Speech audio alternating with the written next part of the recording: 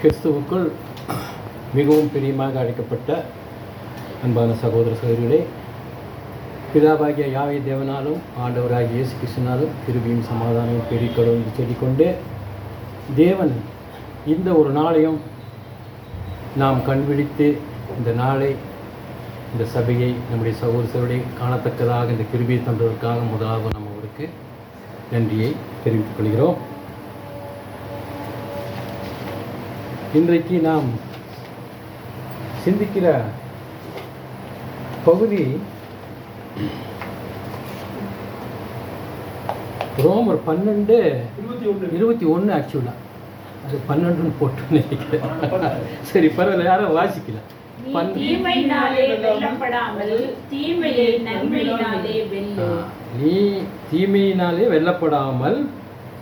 தீமையை நன்மையினாலே வெல்லு என்பதாக.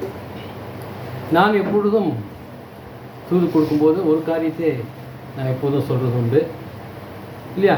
தேவனுடைய பிள்ளைகளாக அநேக ஆண்டுகள் தொடங்கி தேவ காரியங்கள் நம்ம நிறைய படித்து ஊழியமும் பண்ணி நம்முடைய வாழ்க்கையிலே நாம் அபியாசித்து இல்லையா எல்லா காரியங்களும் செஞ்சுட்டு வர்றோம். ஆமாம், நம்ம என்னென்னா, நாம் ஒரு தேவனுடைய நல்ல பிள்ளையாக உருவாக வேண்டும் இல்லையா? we have to qualify ourselves well இல்லையா? ஏன்னா நமக்கு வைத்திருக்கப்பட்ட காரியம் சாதாரண காரியமாக இல்லை இல்லையா?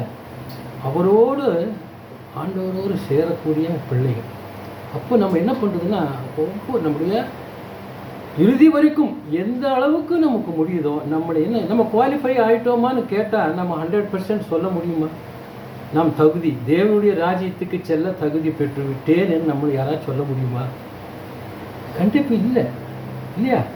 ஒரு சர்டன் பெர்சன்டேஜ் தான் நம்ம வேதத்துடைய காரியமோ, தேவனை பற்றியோ, ஆண்டவரை பற்றியோ, திட்டத்தை பற்றியோ, வருங்காலத்தை பற்றியோ இல்லையா நாம் அறிந்திருக்கிறோம். இன்னும் அறியப்படாத காரியங்களே இருக்குது, தெளிவில்லாத காரியங்களே நமக்கு நிறைய இருக்குது இல்லை? இதுவரையாக நாம் கற்றுக்கொண்டிருக்கிறோமோ இல்லையா?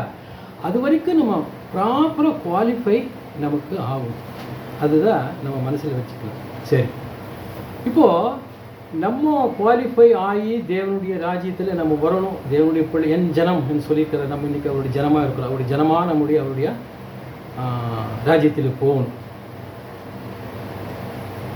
நம்ம போகிறோம், நம்ம எல்லா முயற்சிகளையும் எடுத்து போகிறோம், இல்லைன்னு இல்லை இல்லையா? நம்ம அபூர்ணர்கள் தான், பாவிகளாகவும் இருக்கிறோம். இருந்தாலும் தேவனுடைய கிருபை, தேவனுடைய பரிசுத்த ஆவி நம்மளை பலப்படுத்துது. நம்ம அப்படியே மேற்கொண்டு நம்ம போயிட்டே இருக்கோம்.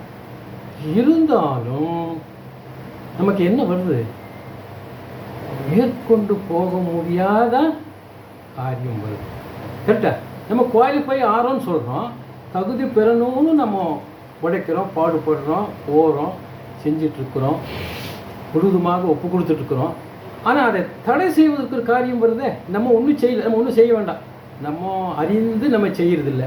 அறியாமல் ஒரு வேலை காரியங்களே, தேவனுக்கு விரோதமான காரியங்கள் இருக்கலாம் இல்லையா? அறிந்து நம்ம செய்கிறதில்லை. ஆனால் இது ரெண்டுமே இப்படி இருந்தால் கூட நமக்கு தீங்கு என்ற ஒரு காரியம், தடை என்ற ஒரு காரியம், எதிர்ப்பு என்ற ஒரு காரியம் நமக்கு வருதா இல்லையா? வருது. நம்ம சிலர், எனக்கு ஏன் இந்த மாதிரி ஒரு காரியம் நடந்துருச்சு, ஒன்றுமே செய்யலை, ஒரு தொந்தரவும் இல்லை, தேவனுக்கு விரோதமான காரியங்களும் ஒன்றும் இல்லை, தேவன் எனக்கு அருளினது போதும்னு சொல்லி நான் இருக்கிறேன். பட் எனக்கு இப்படி ஒரு தடை வருது, எப்படி மேற்கொள்வது? நம்ம வாழ்க்கையில் நம்ம அநேக சந்தர்ப்பங்களை என்ன பண்ணியிருக்கிறோம் பார்த்துக்கிறோம். இப்போ நம்ம அந்த வசனத்திலேயே நம்ம பார்க்குறோம். நீ தீமையினாலே வெல்லப்படாமல் என்றார் பவுல் ஐயா. தீமையினாலே வெல்லப்படாமல் அப்படின்னா அந்த வசனத்தில் நம்ம என்ன ஒரு உள்ளூர்ந்த ஒரு காரியத்தை பார்க்குறோம்? தீமை நமக்கு வருது, கருத்துனே. அப்போ உங்களுக்கு தீமை வருதுன்றாரு. அதே தான், இந்த வந்த தீமையை நீ என்ன பண்ணாத, தீமையினாலே நீ என்ன பண்ணாத, ரிட்டாலியேட் நீ பண்ணாத, வெல்லாதே. தீமை செஞ்சு பல்லுக்கு பல், கண்ணுக்கு கண்ணுங்கிற மாதிரியே நீ போயிட வேண்டாம். அப்போ தீமை நமக்கு வருதுங்கிறத பவுலடியார் தெளிவாக சொல்கிறாரு. கரெக்டா? தீமையை நன்மையினாலே வெல்லு. பாருங்கள், தீமை நம்ம ஒன்றும் செய்யலை, நமக்கு தீமை வருது, அதை நம்ம எதிர்கொள்ளணும். எப்படி? தீமையில் ஒருத்தர் நம்மளுக்கு விரோதமாக நம்ம பார்க்குறோம். நம்ம வேலை செய்கிற இடத்துலையும், அக்கம் பக்கத்துலேயும், குடும்பத்தார் மத்தியிலையும், தொழிலையும், எல்லா இடத்துலையும் என்ன பண்ணுறோம்? எவ்வளவு நம்ம நேர்மையாக நடந்தால் கூட சில தீமையான காரியங்கள் என்ன அது வரதான் செய்யுது. 2 நாளுக்கு முன்னாடி இந்த மீடியாவில் நாம் ஒன்று நியூஸ் எல்லாம் நீங்கள் கூட பார்த்துப்பேன்னு நினைக்கிறேன். ஒரு ஷாப்பில் ஒரு பெரியவர் ஒரு 50-60 வயசு இருக்கும். இந்த ஷாப் அந்த படி ஏறி அந்த ஷாப்புக்கு ஓரத்தில் நிற்கிறாரு. அப்புறம் அவர் ஷாப்பிங் வந்துருக்கிறாரு என்னன்னு தெரியல, ஷாப்புக்குள்ளே நிற்கிறாரு, அந்த கதவு ஓரமாக நிற்கிறாரு. வெளியில் ஒரு வாலிபன் வர்றாரு. நேராக கடைக்குள்ளே வர்றாரு. வந்துட்டு பார்த்துட்டு அவர் ஒன்றும் வாங்கலை, வெளியே அப்படி போகிறாரு. இந்த பெரியவர் அந்த மூலையில் அந்த கதவோரமாக நிற்கிறார். அவர் வேற இவர் வேற இல்லையா? எதுக்கு வந்தார் எதுன்னு தெரியல. இந்த இடது கையில் இந்த இடத்துல ஓங்கி ஒரு அரை அறிஞ்சிட்டு அவர் பாட்டு போனார். அப்படியே கீழே விழுந்துட்டார். அந்த இது ரியலாக அந்த கேமராவில் இருக்கிறத நமக்கு காமிக்கிறாங்க. அதுக்கப்புறம் இவங்கெல்லாம் போய் எட்டி பார்க்குறாங்கன்னா அவனும் போயிட்டா. இல்லை என்னென்னா ஒன்றுமே இல்லையே, தீங்கு எப்படி வருது?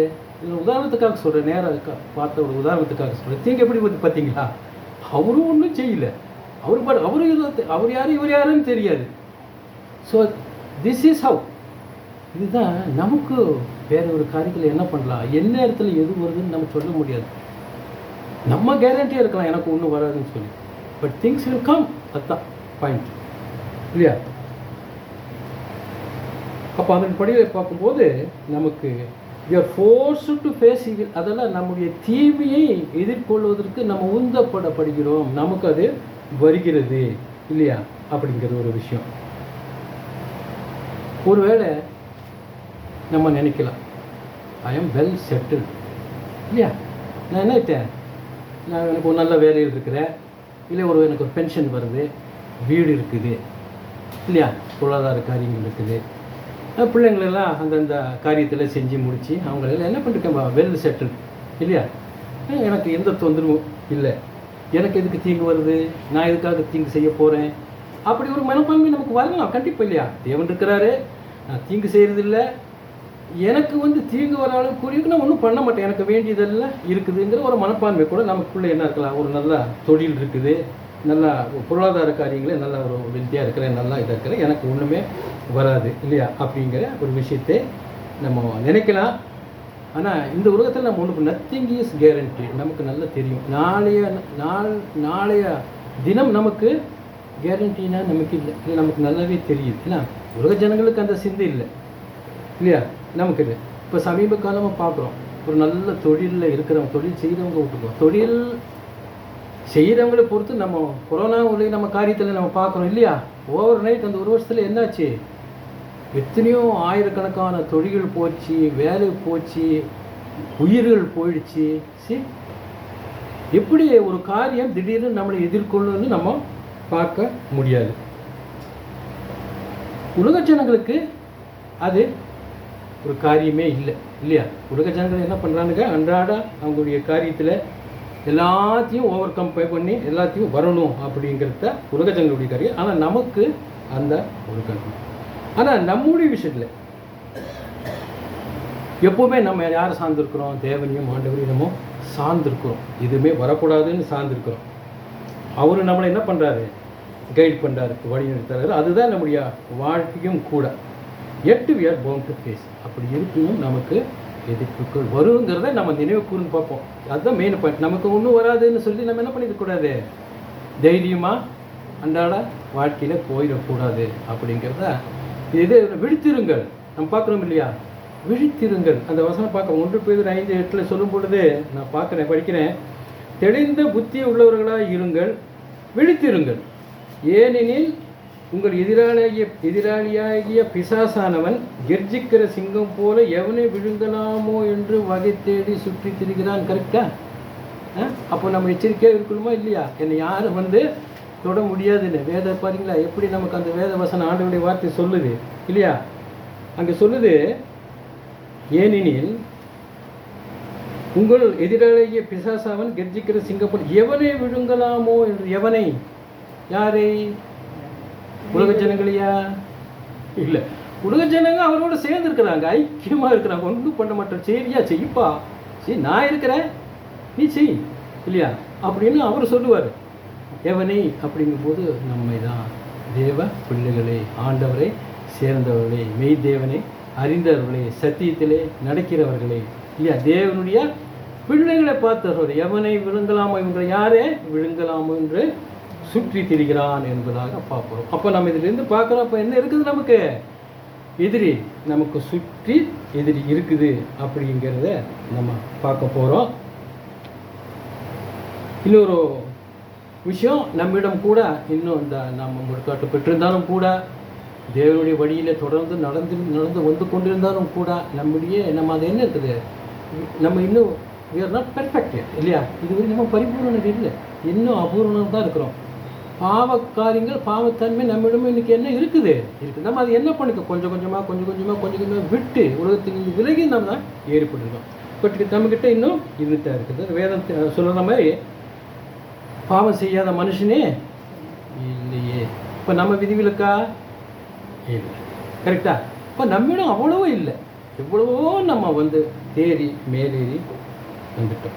அதனால தான் நம்ம அன்றாட நம்ம ஜெபத்தில், மத்திய ஜெபத்தில் இல்லையா, ஆண்டவர் கொடுத்த ஜெபத்தில் அதெல்லாம் நம்ம அந்த ஜெபம் எல்லாம் பண்ணிவிட்டு கடைசியில் நம்ம ஒன்று வாய்க்கிறோம். என்ன பண்ணுறோம், என்ன வாசிக்கிறோம், ஜெபம் செய்கிறோம். கடைசி வார்த்தை, எங்களை தீமை நின்று ரட்சித்து கொள்ளும் சொல்கிறோம் இல்லையா. எங்களை தீமை நின்று ரட்சி, அப்போ தீமை நமக்கு என்ன இருக்குது, வருது. நம்ம நாங்கள் தீமை செய்கிறோம், ஆண்டவரே எங்களை ரட்சித்து கொள்ளணும்னு ப்ரே பண்ணுறோம். இல்லை, தீமை வந்து ரட்சித்து கொள்ளும்னா தீமை எங்களை எதிர்நோக்கி வருகிறது, ஆட்கொள்கிறது. அன்றாடம் எங்களை ரட்சியும் ஜெபம் பண்ணுறோம் இல்லையா. ஸோ நமக்கு எதிரி, தீமை, ஆப்போசிஷன் இதெல்லாம் இருக்குது. அப்போ இதோட நம்ம கைகோத்து போயிட்டோன்னா நம்ம குவாலிஃபை ஆகி தேவனுடைய ராஜ்யத்தில் வர முடியுமா? இல்லையே. எதிர்த்து வரணுமா இல்லையா? we have to fight in the sense, அந்த ஃபைட்டை நம்ம சண்டை போட வேணாம்.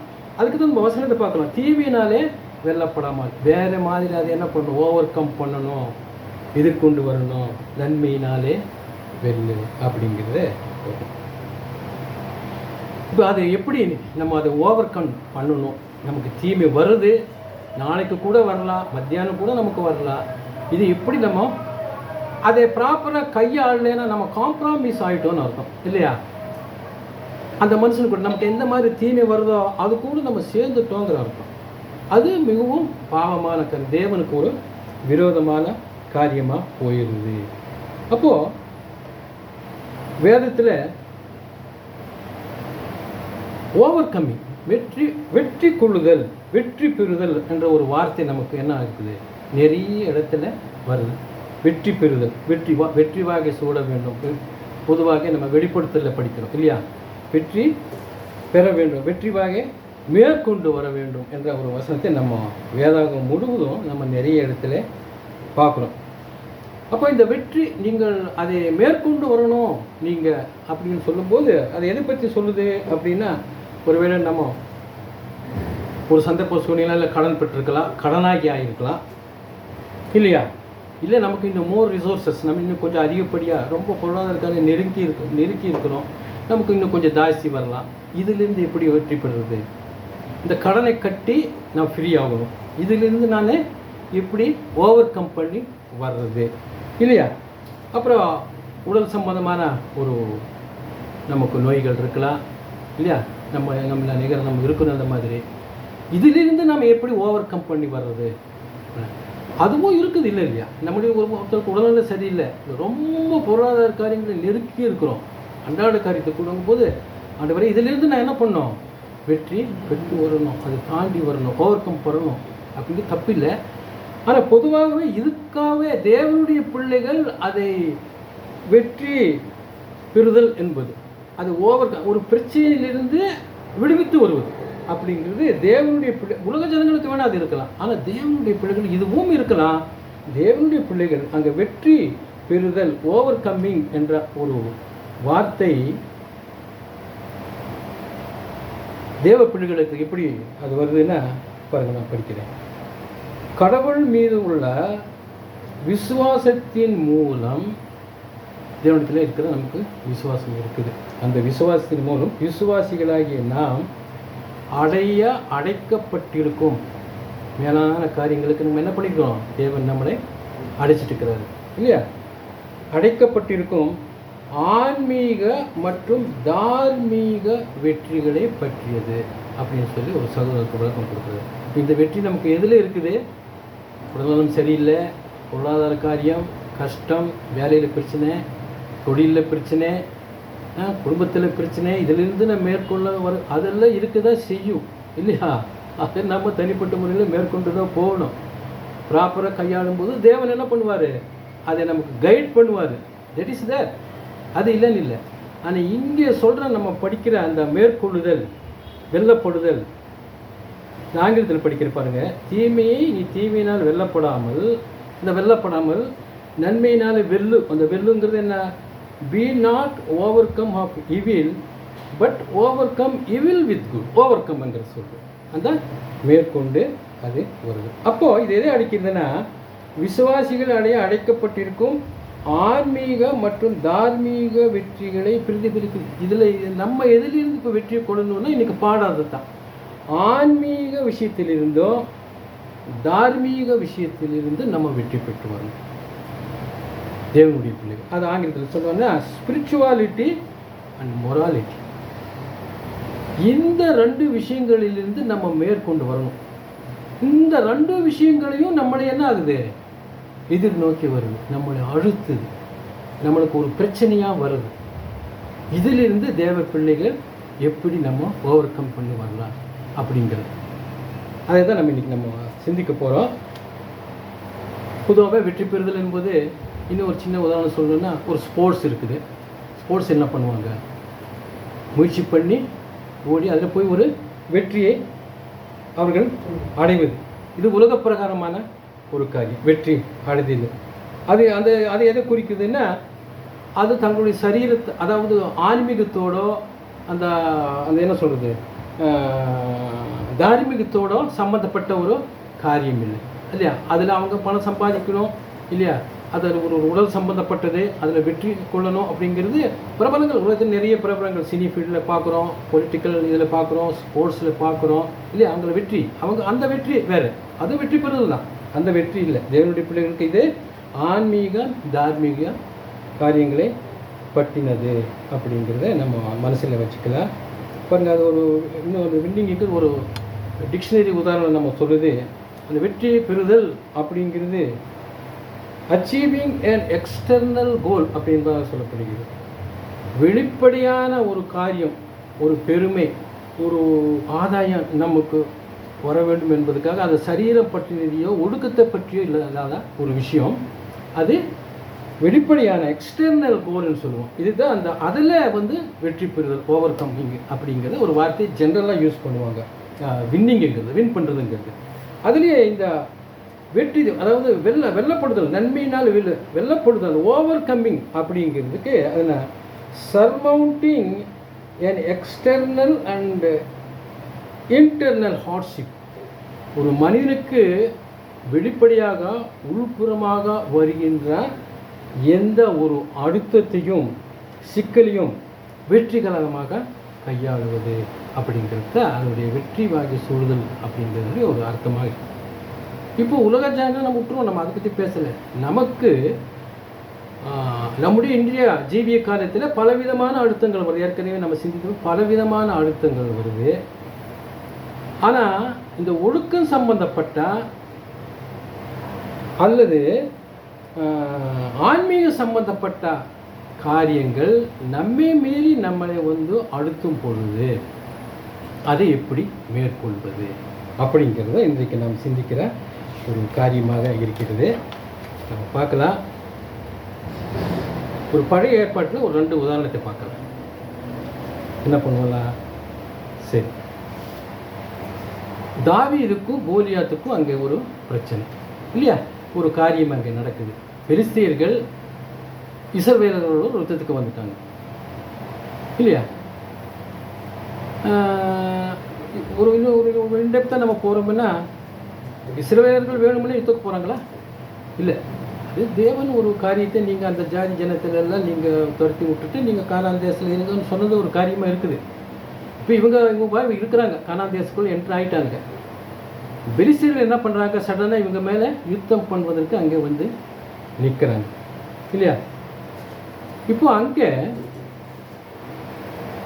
சவுல் அப்போ ராஜாவாக இருக்கிறார்.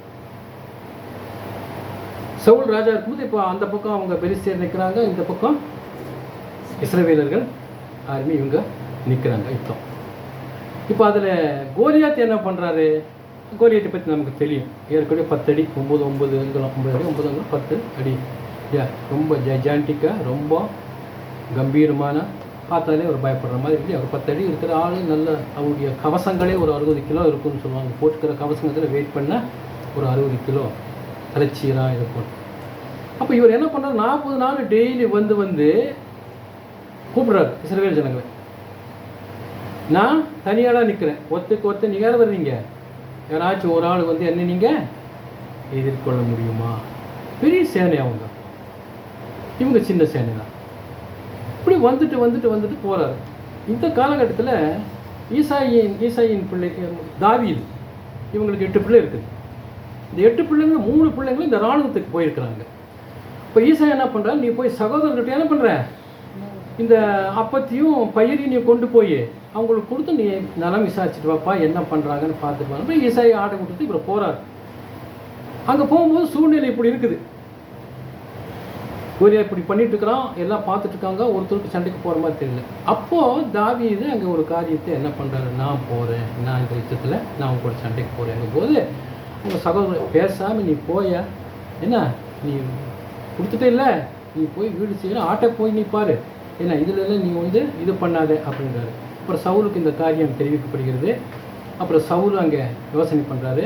இதற்கிடையில் தாவீது என்ன பண்ணுறாரு, தன்னுடைய ஒரு பலத்தை பற்றி சொல்கிறாரு. தேவ பலத்தை தனியாக அவர் குறிப்பிட்டு சொல்ல, நான் ஒரு தடவை என்ன பண்ணேன், ஒரு சிங்கத்தை ஒன்றும் இல்லாமல் பண்ணிட்டேன், கொண்டுட்டேன். ஒரு கரடியை நான் என்ன பண்ணேன், எதிர்கொண்டு வந்த கரண்டியை நான் கொண்டுட்டேன். என்னால் இவன் யார், என்ன தாராளமாக நான் இவனை மேற்கொண்டுடுறேன். என்ன இந்த சமயத்தில் இன்னொரு விஷயம் பவுல் சொல்கிறாரு, யார் மேற்கொண்டு வருவாங்களோ, அவனோட சண்டை போட்டு ஜெயிச்சுட்டு வர்றாங்களோ, என்னுடைய பிள்ளையை கூட என்ன பண்ணுறேன், மனம் செஞ்சு வைக்கிறேன் அப்படிங்கிற ஒரு காரியத்தையும் அவர் பூஸ்ட் பண்ணுறதுக்கு அது ஒரு காரியத்தை அவர் என்ன பண்ணுறாரு சொல்கிறார். அப்படியாச்சும் யாராச்சும் நம்ம ஆளுங்க போவாங்களா இல்லையா, சவுளுடைய பிள்ளைய ராஜாவுடைய பிள்ளையை கட்டிக்கணும் இல்லை அப்படிங்கிறது ராஜா இதே ஒரு தந்திரமாக இது செய்கிறார். யாரும் போகிற மாதிரி தெரியல தாவீது. அப்போ தாவீதுகிட்ட இந்த காரியம் சொல்லப்படுகிறது, சவுல்கிட்ட இந்த காரியம் சொல்லப்படுகிறது. தாவீது போகிறாரு, என்ன பண்ணார் நமக்கு தெரியும். ஒரே ஒரு கவன், ஒரு கூழாங்கால் நெத்தியில் அடித்தார். சரிங்களா, ஒன்றே ஸ்பாட்லேயே விட்டு தலையை வெட்டி கொண்டாந்த ஒரு காரியத்தை நம்ம பார்க்குறோம் இல்லையா. இப்போது இது ஏன் இந்த இன்சிடென்ட் படிக்கிறோம்னா, எதிர்ப்பு எப்படி வந்தது, எதுக்கு நம்ம எதிர்பார்க்கவே இல்லை. ஒரு எதிர்ப்பு தேவ பிள்ளைகள் மேலே என்ன ஆகுது, சடனாக வருது. தேவனை பற்றியது, தார்மீகம், மொராலிட்டி, இதை பற்றியது. அப்போ தாவீது சொல்கிற பாருங்க, 1 சாமுவேல் 17:45 ஏன்னா அதுக்கு தாவீது 1 சாமுவேல் 7:40 பெலிஸ்தனை நோக்கி, நீ பட்டயத்தோடும் ஈட்டியோடும் கேடகத்தோடும் என்னிடத்தில் வருகிறாய், நானோ நீ நிந்தித்த இஸ்ரவேலினுடைய இராணுவங்களின் தேவனாகிய சேனைகளுடைய கர்த்தரின் நாமத்தினாலே உன்னிடத்தில் வருகிறேன். எப்படி போகிறார், யாருடைய பலத்தில் போகிறாரு, எக்ஸ்க்ளூசிவ்லி ஃபுல்லாக தேவனுடைய, அவங்க அதுதான் அந்த பலம். நம்மளா போல எதிர்ப்பு நமக்கு வர்றது, நம்மளை யார் சார்ந்திருக்கிறோம், தேவனே ரொம்ப சார்ந்திருக்கிறோம். அங்கே ஒரு வெற்றி வாக்கி சொல்லிட்டு வர்றாரு. இதுதான் நம்ம ஒரு கம்பேரிஷன் பார்க்கணும். நமக்கு என்ன நேரத்தில் என்ன வரும்னு நம்ம சொல்லவே முடியாது. அது நம்ம உதாரணம் சொல்லணும்னா நம்ம நிறைய செஞ்சுட்டு போகலாம், சொல்லிட்டு போகலாம் இல்லையா. அழிவு கூட நமக்கு வருது. 2 மாதத்துக்கு முன்னாடி 2 வாரத்துக்கு முன்னாடி நம்ம பார்த்தோம், வெனிசுலாங்கிற நாட்டில் என்ன நடந்தது. வெனிசுலா பெரிய நாடு, நிலநடுக்கம் 7.6 பாயிண்டில் நிலநடுக்கம். இப்போ 2 வாரத்துக்கு முன்னாடி எத்தனையோ 10,000 பக்கம் எத்தனையோ ஆயிரக்கணக்கான செத்து போயிட்டாங்க. எல்லாம் தரைமட்டாகி கிடக்குது. பல ஆயிரக்கணக்கான மக்கள் என்ன இருக்கிறாங்க, அடிபட்டு கிடக்கிறாங்க. சரி, things will come at any point, any time, எந்த மாதிரி கூட நமக்கு வரலாம் இல்லையா? அப்போ அது ஒரு சின்ன உதாரணம் சொன்னேன். அப்போ அப்போது இது என்னென்னா, எதிர்ப்பு நமக்கு வருது, நம்மளே அறியாமலே வருது, நம்ம ஒன்றும் செய்யலை, நம்ம வர்றோம். ஆனால் அந்த எதிர்ப்பை யார் கூட இருக்கிறா? அன்றைக்கு நான் சொல்ல அர்த்தமாக தேவன் ஒரு யுத்தத்தை செய்கின்றாரு. பட் இன்றைக்கி நம்ம அது வேறு விஷயம். ஒரு கணத்தை கொடுத்தா ஒரு கணத்தை நீ என்ன பண்ணுற அப்படின்னு என்ன ரிட்டாலியேட் பண்ணாத, அப்படி இன்னொரு அடி வாங்குற மாதிரி நீ நடந்துக்காதேங்கிற அர்த்தம் தான் இல்லையா? இதுக்கு அடித்தா இப்படி அடித்தாங்கிறத வேண்டாம். என்ன அதை நன்மையினாலே மேற்கொள்ள வேண்டும் என்ற ஒரு விஷயத்தை நம்ம பார்க்கணும். அது ஒரு பாயிண்ட். இன்னும் ஒரு உதாரணம் பார்க்கலாம். யோசுவானுடைய காரியத்தில் பார்க்கலாம். எல்லாம் வந்துட்டாங்க, இஸ்ரவேல் எகிப்திலிருந்து அடிமைத்திலிருந்து எல்லாம் வந்துட்டாங்க, செங்கடலை கடந்து வந்துட்டாங்க. கொஞ்சம் ஏற்கனவே அந்த சுக்கோத்துங்கிற இடத்துல பாளையம் இறங்கிட்டாங்க.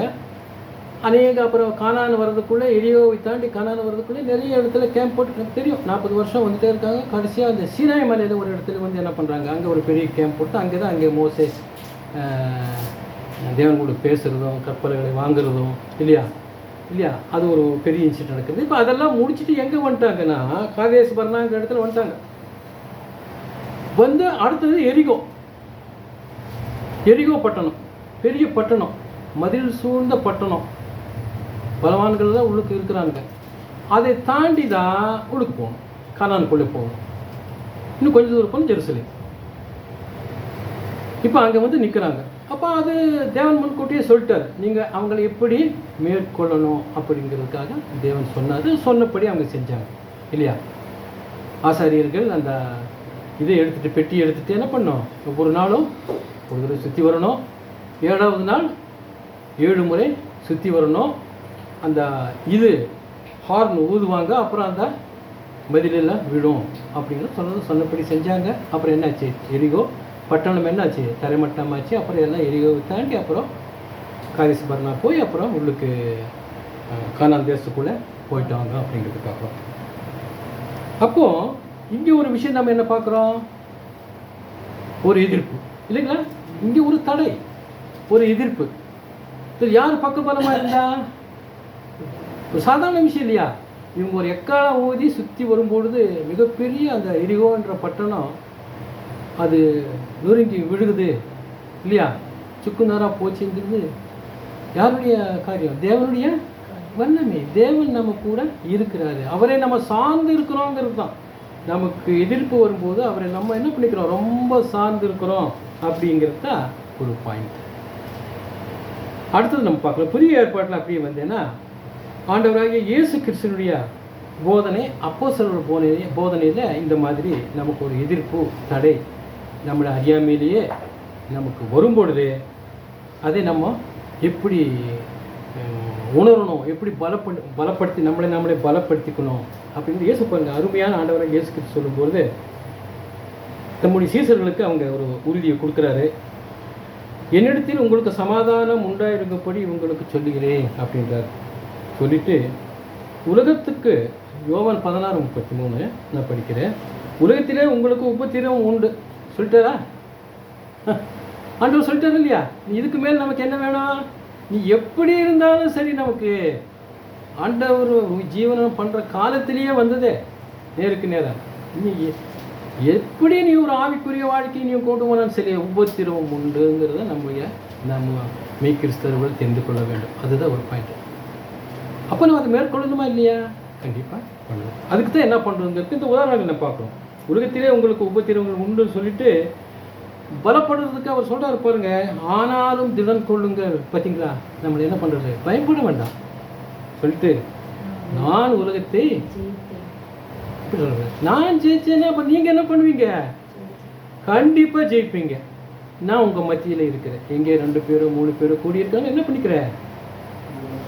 when you have, அது என்ன சொல்கிறதுன்னா, when you are a true child of God, நீ உண்மையிலேயே ஒரு தேவ பிள்ளையாக இருந்தால், நாம் பரிசுத்த ஆவி நமக்கு கூட இருக்குதுன்னா எப்பேற்பட்ட காரியத்தை தேவன் என்ன பண்ணிடுறாரு? கண்டிப்பாக காத்து. ஏன்னா ஆண்டவருடைய வார்த்தை அது பொய் சொல்லாது, நடந்த உண்மைகளை பார்க்கணும். அப்போ ஒரு விஷயம் நம்ம படிக்கிறோம், however close to Jehovah, Jehovah தேவனுக்கு எவ்வளவெல்லாம் நம்ம நெருங்கி ஆண்டவருக்கும் இருக்கிறோமோ, to remember we have opposition. அர்த்தம் நமக்கு என்ன இருக்குது, எதிர்ப்பு கண்டிப்பாக வருதுங்கிறத மறந்துடக்கூடாது. அது நல்லதுக்கே, அதையும் நம்ம மறந்துடக்கூடாது இல்லையா? அது நல்லதுக்கே அப்படிங்கிறதையும் நம்ம மனசில் வச்சுக்கணும். அப்போஸ்தலனாகிய பவுல் தன்னுடைய நிருபங்களில் அவர் எழுதும் பொழுது அதான் 12:21 பார்த்தோம். ஏன்னா நீ தீமையை இப்படி வரும்பொழுது தீமையினால் தோற்கடிக்கப்படாமல் நன்மையினால் நீ தீமை, அதை எப்படி ஓவர் கம் பண்ணால் நன்மையினாலே நீங்கள் அதை என்ன பண்ணணும், அதை எதிர்கொண்டு நீ சமாதானத்தை கூட உன்னை பற்றி அந்த எதிராளியாகிய அந்த நபர் அவருக்கு புரிஞ்சுக்கணும் அப்படிங்கிறது தான் அந்த ஒரு காரியத்தை பார்க்கணும் இல்லையா? அடுத்து நம்ம பார்க்கும் பொழுது இந்த வெளிப்படுத்துதல் அப்படிங்கிற சுவிசேஷத்தில் 7 சபைகள் நமக்கு இருக்குது நம்ம பார்த்தோம். அந்த 7 சபைகளிலும் தேவன் அந்த சபையில் அந்தந்த காலகட்டத்தில் எப்படி இருந்தாங்கங்கிறத நம்ம ரொம்ப அங்கே வெளிப்படுத்துகிற விசேஷம் தெளிவாக போக வேண்டாம். அது ஒரு பெரிய ஸ்டடி இல்லையா? நம்ம எல்லாம் படிச்சிருக்கோம், வெளிப்படுத்தலே படிச்சிருக்கோம். இருந்தாலும் கொஞ்சம் சுருக்கத்தை மாத்திரம் நம்ம இன்றைக்கி என்ன பண்ணலாம் பார்க்கலாம். அப்போ 2-3 அதிகாரங்களை நம்ம பார்க்கும் பொழுது 7 சபைகளுக்கு எழுதப்பட்ட அந்த கடிதத்தில் சோதனைகள் மற்றும் துன்புறுதலுக்கு மத்தியிலும் அந்த 7 சபையினுடைய காரியங்கள் நம்ம தான் நல்லா அறிஞ்சிருக்கிறோம் இல்லையா? வெளிப்படுத்தல் நம்ம படிச்சிருக்கோம் ஒவ்வொரு சபையிலும். அப்போ அங்கே என்ன நடந்தது, சோதனைகள் மற்றும் துன்புறுத்தல்கள் மத்தியிலும் தங்கள் விசுவாசத்திலே உறுதியாக நிலைத்திருக்கும் விசுவாசிகளை பற்றிய காரியத்தை அங்கே விவரித்து நமக்கு சொல்லுது. 7 சபை காலம் நமக்கு தெரியும். அப்போஸ்தலர் காலத்தில் இருந்து இந்த கடைசி பகுதி வரைக்காக அந்த 7 ஆவிக்குரிய விஷயத்தில் பார்க்கும்போது 7 காலப்பகுதி சபைகள் என்பதாக அந்த 7 சொல்லர்த்தமான அந்த 7 சபைகளை நம்ம என்ன பண்ணுறோம், ஒப்புமையில் பார்த்துக்கிறோம். சொல்லர்த்தமாகவே அங்கே நடந்தது. அதனுடைய ஆவிக்குரிய காரியம் இன்றைக்கு 1ஆம் நூற்றாண்டில் ஆரம்பித்து 2000 வருஷமும் இந்த காரியம் நடத்திக்குது. அதை எபேசு சபைக்கு சொல்லும் பொழுது நான் சுருக்கமாக அந்த வசனம் மாத்திரம் பார்த்துறேன், எல்லா வசனத்தையும் நம்ம படிக்க வேண்டாம். அங்கே சொல்லுது எபேசியர் 2:2, நீ சகித்து கொண்டு இருக்கிறதையும் அறிந்திருக்கிறேன். ஆண்டவர் சொல்ற எபேசு சபையில் இருக்கிற மக்களை பார்த்து தன்னுடைய பிள்ளைகளை பார்த்து சொல்ற, நீ சகித்து கொண்டு இருக்கிறதை அறிந்திருக்கிறேன். அப்புறம் சகித்து கொண்டு இருந்தானே அவருக்கு என்ன வந்திருக்குது, துன்பம் இருக்குது. அந்த துன்பத்தை நீ என்ன பண்ணிக்கிற, சகித்து கொண்டும் ரிட்டாலியேட் பண்ணல, எதிர்த்து போகல, என்ன பண்ணு தெரியாமல் இல்லையா, endurance. This is one of the point. இந்த நீ நன்மையை தீவினால் வெல்லுங்கிறது உள்ளார்ந்து பார்த்தீங்கன்னா என்டியூரன்ஸ், பொறுமை, அமைதி ஆகிட்டாலும் என்ன ஆயிடுது, வென்றாச்சின்னு அர்த்தம். கரெக்டா? நீ சகித்து கொண்டு இருக்கிறதையும் அறிந்திருக்கிறேன் சொல்லிட்டு, ஆனாலும் நீ ஆதியிலே கொண்டிருந்த அன்பை விட்டாய் என்று உன் பேரு எனக்கு கொடி உண்டு. அப்போ என்ன இருக்குது, பிகினிங்கில் என்ன இருக்குதோ, ஆரம்பத்தில் உனக்கு என்ன விசுவாசம், என்ன ஒரு நம்பிக்கை, பலம் என் மேலே எப்படி இருந்ததோ அது இல்லை, கொஞ்சம் குறைஞ்சிருக்குது அப்படின்றாரு. அப்போ அங்கே பிரச்சனைகள் இருக்குது, அங்கே என்ன இருக்குது. அதனால் அவங்க என்ன பண்ணுறாங்க, அன்பிலே அங்கே கொஞ்சம் போய்விட்டவர்களாக ஆகிவிட்டாங்க. அது குறைந்த மனம் திரும்பி ஆதியில் செய்த கிரிகளை செய்வாயாக. அங்கே ஒரு பாயிண்ட் சொல்கிறார், என்ன பண்ணுன்றாரு, மனம் திரும்பி. என்ன மனம் திரும்பின்னா அதை எதிர்கொள்ளக்கூடிய காரியத்தை நீ என்ன பண்ணணும், செய்யணும். ஒரு 3 வசனங்களை படிச்சுட்டு அதில் அந்த விஷயத்தை சொல்கிறாரு பாருங்க, நான் அதை படிக்கிறேன் இல்லையா, அது ஒரு விஷயம். அப்போ அந்த காலகட்டத்தில் என்ன நடந்தது, 1 நூற்றாண்டு காலகட்டத்தில் எப்படி நடந்ததுன்னா, சகித்து கொண்டிருக்க வேண்டிய ஒரு விஷயம் என்னென்னா, சொல்லர்த்தமாக அவங்களுக்கு ஒரு சாப்பாடு பிரச்சனையோ, ஒரு பண பிரச்சனையோ, பொருளாதார காரியங்கள் ஏதாச்சும் வேணுங்கிறதோ, இப்படியே அந்த இதில் 1 நூற்றாண்டு கிறிஸ்தவர்களுக்கு அதே இருந்ததாக இல்லை.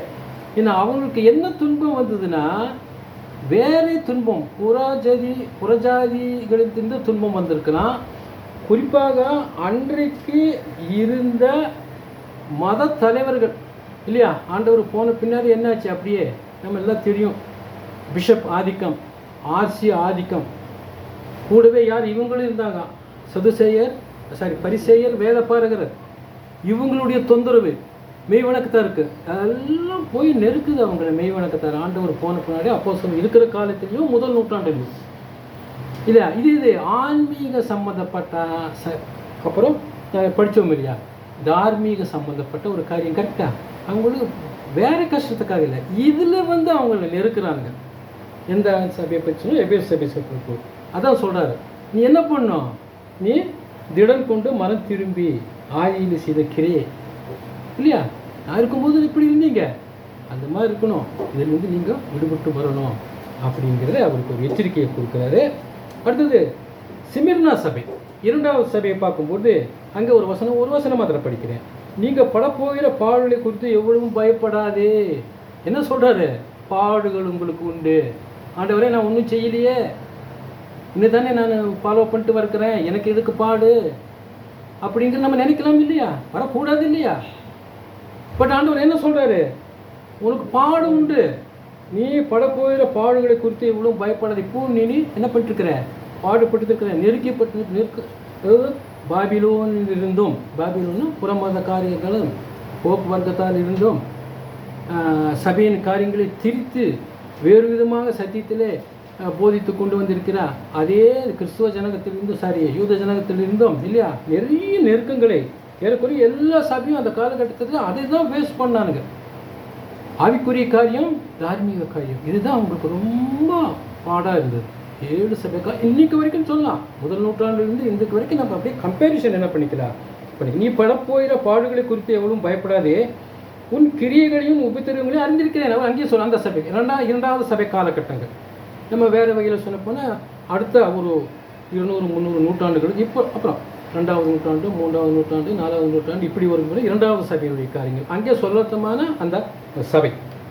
அறிந்திருக்கிறேன், பிசாசானவன் உங்களிலே சிலரே காவலிலே போடுவான், 10 நாள் உபத்தப்படுவீர்கள், ஆகிலும் நீ மரணம் பரியந்தம் உண்மையாக இரு. அது உனக்கு என்ன மாதிரி கஷ்டம் வருதுங்கிறது அது நம்ம ஆவிக்குரிய வார்த்தை இப்போ சிந்திக்க வேணாம். ஏன்னா அது என்ன, பிசாசானவன் உங்களிலே சிலரே காவலில் போடுவான் அப்படிங்கிறது இல்லையா. துன்பம் வருது, நம்ம ஜென்ரலாக படிக்கலாம் இல்லையா, அந்த டீட்டெயில் நமக்கு வேண்டாம். உங்களுக்கு பிரச்சனை வருது, துன்பம் வருது, இப்படிலாம் வருது, 10 நாள் உபத்திரப்படுவீங்க, ஆகிலும் நீ மரணம் அருந்தி உண்மையாயிருது, அப்பொழுது ஜீவ கிரீடத்தை உனக்கு மரணம் அருந்தி உண்மையாயிருது. அப்போ என்ன பண்ணுறது, அதுலேருந்து நம்ம என்ன பண்ண வேண்டியதாக இருக்குது, மேற்கொண்டு வர வேண்டியதாக இருக்குது. அதுதான் நம்ம பார்க்குறோம் இல்லையா. அப்போ நமக்கு அவர் எதை கொடுக்குறாரு, அவருடைய பரிசுத்த அங்கேயே கொடுக்குறவராக இருக்கிறது, ஜீவ கிரீடத்தை கொடுக்குறவர் இருக்கிறது, மகிமையான ஸ்தானத்தை கொடுக்குறவர்கள். அது வெளிப்படுத்தல அந்த அதிகாரங்கள்லாம் பார்த்தீங்கன்னா அந்த 2-3 அதிகாரத்தில் நமக்கு எப்படி நமக்கு என்னென்ன என்ன சொல்கிறது அற்புதமான ஒரு காரியத்தை நமக்கு தருவாருங்கிற ஒரு காரியத்தை நம்ம வீட்டில் போனக்கூட அங்கே சிந்தித்து பார்க்கலாம். அப்படி அடுத்தது பெர்முகம் அங்கே சொல்லும்போது பாலாக் கிங் ஆஃப் மோவாபிய ராஜா பாலாக்கு என்பவனுக்கு போதனை செய்த பிழையாமுடைய போதகத்தை கை கொள்ளுகிறவர்களும் உன்னிடத்தில் உண்டுன்றார். 3வது சபையை பற்றி சொல்லும்போது இந்த பிழையாமுடைய காரியத்தை, பாலாக்குடைய காரியத்தை, இப்போ மோவாபியா ராஜா அந்த பாலாக்குக்கு பிழையாம அவர் ஒரு தீர்க்கதரிசி இஸ்ரவேல் தீர்க்கதரிசி இல்லை, இஸ்ரவேல் அல்லாத அவர் வேற ஒரு தீர்க்கதரிசி தான் இல்லையா. அவர் இந்த சூத் செய்யுங்கன்னு சொல்லுவாங்க, முன்கூட்டியே என்னென்ன நடக்குது என்னங்கிறது சில காரியங்கள் அவங்க என்ன பண்ணுவானுங்க, அப்படி ஒரு வல்லமே அவங்களுக்கு இருந்தது. நம்ம அதை கொஸ்டின் பண்ண வேண்டாம், எப்படி தேவன் கொடுக்காம இவங்களுக்கு எந்த பிள்ளை, அடுத்த வாரம் என்ன நடக்குது, அடுத்த மாதம் என்ன நடக்குதுங்கிற காரியத்தை உலகப்பிரகமான சாஸ்திரிகள் சொல்கிறாங்க இல்லையா, நம்ம கேள்விப்பட்டிருக்கிறோம். தேவனுக்கு அப்படி அவங்களுக்கு என்ன ஒரு அது வந்து நம்ம என்ன நினைக்கிறோம், இது சாத்தானுடைய வல்லமை தான், வேறு ஒன்றும் இல்லை. சாத்தான் அவங்களுக்கு சில காரியங்களை தெரிய வைப்பான். தேவத்தை நம்ம தெளிவாக அவங்களுக்கு சாத்தான் தான் போதிக்கிறாங்கிற ஒரு விஷயத்தை நமக்கு சொல்லலை, பட் வி ஷுட் அண்டர்ஸ்டாண்ட் இல்லையா. அது அந்த ஒன்றுமே நான் மோசையினுடைய காரியத்தில் பார்க்குறோம். மோசை என்ன பண்ணார், 10 வாதை அவங்களை கூட்டி வரும்போது முதல் 3 வாதை அவர் செய்கிறார். ஒரு குச்சி பாம்பை விட்டு பாம்பை என்ன பண்ணுறாரு, திருப்பி எடுத்துட்டாரு, அது குச்சியாக போயிடுது. அடுத்து ஒன்று பண்ணுறாரு. அந்த 7 வாதையில் ஏற்கனவே 3 வாதை மோசை செஞ்சதையும் அந்த சாஸ்திரிகளும் என்ன பண்ணானுங்க, செஞ்சாங்களே. அப்படி எப்படி தேவன் அவங்களுக்கு எப்படி அப்படி ஒரு வெள்ளமையை இதுக்காக அவங்க கொடுத்தாருங்கிறது நமக்கு தெரியல. மீறி எல்லாம் அவங்களால பண்ண முடியல. ஸோ அந்த மாதிரி தான் இங்கே பிழையாம் யார், இஸ்ரவேல் ஜனங்களை பாலாக்கு சொல்கிறாரு, அவங்களை நீ சபிக்கணும் அப்படின்னு சொல்லி கூடி வந்திருக்கிறார். அதை பிழையாமை தெரிந்து கொண்டு பிழையாமைகிட்ட வர்றாரு, நீ போய் அவங்களை சபிக்கணும் அந்த ஜனங்களை அப்படின்னு சொல்லும்போது ஆண்டவருக்கு தேவனுக்கு தெரிய வருது, தேவன் நீ அந்த விஷயத்தை நீ என்ன பண்ணாத செய்யாதுன்றாரு. மறுபடியும் பிள்ளையாம நம்ம பாடுற அந்த சரித்திரத்தில் அவருக்கு நிறைய வெகுமதிகள் எல்லாம் நீங்கள் கொடுத்து என்ன பண்ணுறீங்க, நீ வரணும் பண்ணணும்னு சொல்லி இந்த என்னது சாக்ரிஃபைஸ் எல்லாம் இல்லையா, பலியெல்லாம் போட்டு இதெல்லாம் பண்ணி நீ பண்ணுங்க போது அப்புறம் சொல்கிறாரு, திருப்பி போயிடுறாரு, சபிக்கிறதுக்காக போகிறாரு. அப்போ ஆண்டவர் சொல்கிறார், நீ போ. ஆனால் என்ன பண்ணுறாரு, சபிச்சிடாரு, ஆசீர்வாதம் பண்ணு போ அப்படின்னு சொல்லும்போது, அப்போது பிலேயாமுடைய காரியத்தில் இப்படி அவன் என்ன பண்ணான்னா தவறான வழிகளுக்கு வழிநடத்துவதற்கு இஸ்ரவேல் ஜனங்களே என்ன பிலேயாம் என்ன பண்ணுறாரு, ஒரு கருவியாக அங்கே இருந்தார். இப்படிப்பட்ட ஜனங்கள் இந்த 3வது சபையில் கூட நீங்கள் இருக்கிறீங்க. மெய்யான வணக்கத்தில் இருக்கிற ஜனங்கள் நீங்கள் என்ன பண்ணிருக்கிறீங்க, வேறு விக்கிரங்களை படுத்தவர்களை புசிப்பதற்கும் வேசித்தனம் பண்ணுவதற்கும் இடரை உண்டாக்குகின்ற காரியங்களை செய்கிற ஜனங்கள் மத்தியிலே இருக்கிறாங்க அப்படின்னு சொல்லி அந்த பெர்கமும் இதுக்கு சொல்லும்போது அவங்கள பற்றி சொல்கிறார். இன்னும் சொல்ல போனால் அது பெர்சிக்யூஷன் பண்ணுறது அவங்களுக்கு அந்த ஒரு தொந்தரவு இருந்தது அப்படிங்கிறத பார்த்தோம். சொல்லிட்டு இஸ்ரவேல் புத்திரன் முன்பாக போடும்படி பாலாக் என்பவனுக்கு போதனை செய்த அப்படிங்கிறது வசனப்படுறது. அப்போது அதில் சொல்கிறது இந்த 3வது சபையை சொல்லும்போது, ஜெயம் கொள்ளுகிறவன் 2ஆம் மரணத்திலே சேதப்படுவதில்லை என்று எழுதுன்றார் ஆண்டவர். இப்போதான் அந்த பாயிண்ட் என்னது, ஜெயம் கொள்ளணும். இந்த மாதிரி காரியத்தில் அவங்களை மெய் வணக்கத்திலிருந்து பொய் வணக்கத்திற்கு வழிநடத்தி போடுகிற பிலேயாமை போன்ற ஆட்கள் இங்கே இருக்காங்க, சபைக்குள்ளே இருக்கிறாங்க. நீங்கள் என்ன பண்ணுறீங்க, ஜெயம் கொள்ளுகிறவன் 2ஆம், நீங்கள் அப்படி போயிடாதீங்க, ஜெயம் கொள்ளணும் அப்படிங்கிற ஒரு விஷயம் சொல்கிறாங்க. ஆவியானவர் சபைகளுக்கு சொல்கிறதை காதுள்ளவன் கேட்க கடவுள். ஜெயம் கொள்ளுகிறவன் எவனோ அவனுக்கு தேவனுடைய பரதேசியின் மத்தியில் இருக்கிற தீப விஷயத்தின் கனியை புசிக்க குடிக்க. அதான் சொல்கிற ஒவ்வொரு இதுலேயும் அந்த வருது பாயிண்ட் வருது. எப்பேற்பட்ட ஒரு மகிமையான காரியத்தை தேவ பிள்ளைகளுக்கு அவரே தர்றாரு சொல்லிட்டு அவங்க சொல்லும்போது அந்த சபையை பற்றி சொல்கிறாரு. ஆகிலும் உன் பேரில் எனக்கு குறை உண்டு அப்படின்னு என்ன, அவங்க அந்த ஸ்டாண்டர்டுக்கு அவங்க என்ன பண்ணாங்க, ஏதோ நழுவி போயிட்டானுங்க, வேறு எதிரையோ காம்ப்ரமைஸ் ஆகிட்டானுங்க. ஏன்னா அவங்களுடைய காரியங்கள் அவங்க நெருக்குகிற காரியங்கள் அப்படி இருக்கிறது. அப்படி அவங்களால அவங்களுடைய நெருக்குகிற காரியங்கள் உண்டு. ஏனெனில் தன்னை தீர்க்கதரிசி என்று சொல்லுகிறார் எசபேல் என்னும் ஸ்திரீயானவள். சரி, அடுத்து அது 3வது இது. அடுத்தது தியத்தீரா சபைக்கு போகும்போது 2:19 தியத்தீரா சபைக்கு 4வது சபை நம்ம பற்றி நம்ம பார்க்குறோம். 4வது சபை, உன் கிரியைகளையும் உன் அன்பையும் உன் ஊழியத்தையும் உன் விசுவாசத்தையும் உன் பொறுமையையும் நீ முன்பு செய்த கிரியைகளையும் பின்பு செய்த கிரியைகளையும் அதிகமாக இருக்கிறேன் அறிந்திருக்கிறேன். இல்லையா, தேவனுடைய காரியத்தில் எந்த அளவுக்கு நீங்கள் இருக்கிறீங்க, நல்லா செஞ்சுருக்கிறீங்க அப்படிங்கிறத சொல்கிறாரு.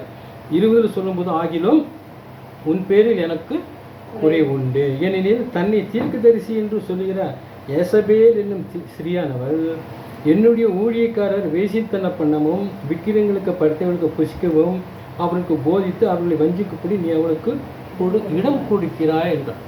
சொல்லர்த்தமான ஒரு காரியம் நம்ம பார்க்குறோம். இங்கே எசபேல் யார், ஆகாபுடைய மனைவி. ஆகாப் இஸ்ரவேலுடைய ராஜா. யார் மேரேஜ் பண்ணிடுறா, எசபேல் என்ற ஒரு ஒரு ஒரு ஒரு ஒரு ஸ்டாண்டர்ட் இல்லாத ஒரு ஸ்திரீ அவன் என்ன பண்ணிக்கிறாரு, கல்யாணம் பண்ணி விக்கிரங்களை வணங்கி அப்படி போயிடுறாரு. தேவனுக்கு விரோதமான காரியங்களை போனால் அந்த ஹிஸ்ட்ரியை நம்ம பார்க்குறோம். அப்படிப்பட்ட இல்லையா ஊழிக்க வேசித்தனம் பண்ணவும் விக்கிரங்களுக்கு படுத்தவும் புசிக்கவும் அவர்களுக்கு போதித்து அவர்கள் வஞ்சிக்கப்படி நீ அவளுக்கு இடம் கொடுக்குறாங்கன்னா அந்த மாதிரி ஒரு வழியில் நீங்கள் இப்போ என்ன பண்ணியிருக்கீங்க, போக ஆரம்பிச்சிட்டீங்க. ஆதியில் இந்த மாதிரி இல்லையே, நீங்கள் மேற்கொண்டு வரவில்லையேங்கிறத சொல்கிறார். தியத்தீரா சபைக்கு சொல்லும்போது அங்கே சொல்கிறார். அந்த அவங்களுக்கு சொல்லும்போது அதே 26 வசனத்தில் அவர் சொல்லும்போது ஜெயம் கொண்டு அந்த ஒரு வார்த்தை தான், அதுதான் நம்ம மெயின் பாயிண்ட்டாக படிக்கிறோம். ஜெயம் கொண்டு முடிவு பரிஞ்சும் என் கிரியை கைக்கொள்கிறவன் எவனோ அவனுக்கு நான் என் பிதாவின் இடத்தில் அதிகாரம் பெற்றது போல ஜாதிகள் மேல் அதிகாரம் கொடுக்குறேன். ஒவ்வொரு ஸ்டேஜில் அவர் சொல்கிறது உங்களுக்கு நமக்கு என்ன எவ்வளோ பெரிய ஒரு காரியத்தை அவர் பரிசாக தரார், அதிகாரத்தை சொல்கிறார் அப்படிங்கிறது. அப்போ அதுக்கு என்ன பண்ணோம், we have to overcome, ஜெயம் கொண்டு நம்ம வரணும். சர்வ சபைக்கு எழுதும்போது சொல்கிறாரு ரெவலேஷன் 3:1 உன் கிரியைகளை அறிந்திருக்கிறேன், நீ உயிரளவன் என்று பெயர் கொண்டு இன்னும் செத்தவனாக இருக்கிறாய்.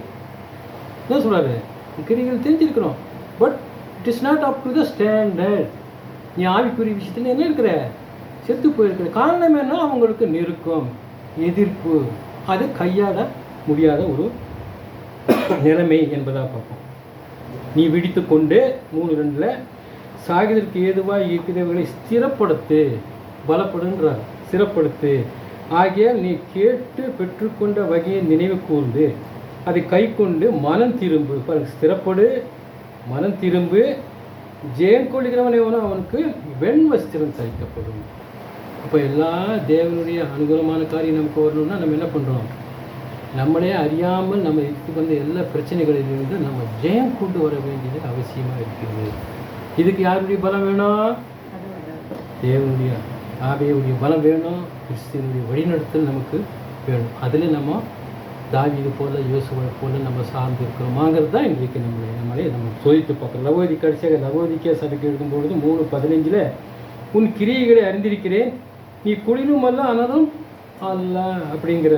குளிராவது இல்லையா, அனலாவது இருந்தால் நலமாக இருக்கும் இல்லையா? அதை சொல்கிறது ஒரு மாதிரி நடிக்கிற மாதிரி இருக்கிறேன், ஏன்னா நான் நல்லா இருக்கிறேன்னு சொல்கிற மாதிரி இருக்கிறேன், நடிக்கிற மாதிரி இருக்கிறேன், அப்படிலாம் இருக்க வேண்டாம். அனலாயாவது இருந்தால் நீங்கள் என்ன பண்ணணும்? தேவனுக்கு loving devotion, more loving devotion to Jehovah God என்பதாக ஆண்டவருக்கு நீங்கள் என்ன பண்ணணும்? அதிகப்படியான உன்னுடைய அனலாக அதிகப்படியான அவர் நீங்கள் என்ன பண்ணணும்? சார்ந்து இருக்கணும், சேர்ந்து இருக்கணும் அப்படிங்கிறத சொல்கிறார். 19 சொல்கிறாரு, நான் நேசிக்கிறவர்களை எவ்வளோ அவர்களை கடிந்து கொண்டு சிச்சிக்கிறேன். அப்போ தேவன் நமக்கு என்ன பண்ணுவார்? நமக்கு உதவி உத்தாசம் மேற்கொண்டு வருவதற்கு நமக்கு பலம் கொடுக்குறாரு. அந்த பலத்தில் எதுவும் அடங்கி இருக்குது, நமக்கு சிச்சை கடிந்து சிச்சை இருக்குது நமக்கு. அப்போ அதை நம்ம வேறு விதமாக எடுத்து கொடுக்கூடாது.